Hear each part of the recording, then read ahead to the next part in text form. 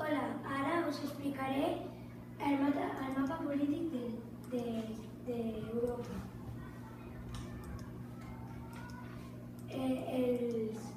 Els països són els següents.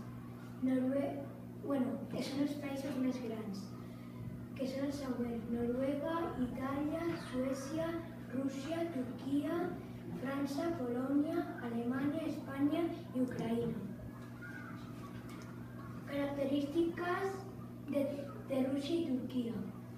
Part del seu territori es troba al continent asiàtic, encara que pertanyen a l'estat europeu.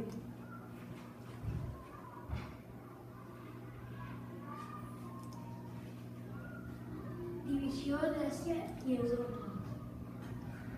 És difícil la divisió entre Àsia i Europa perquè Europa és una península d'Àsia.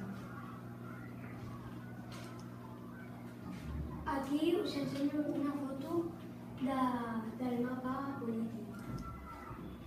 I espero que us hagi agradat el meu PowerPoint de Medi i fins una altra.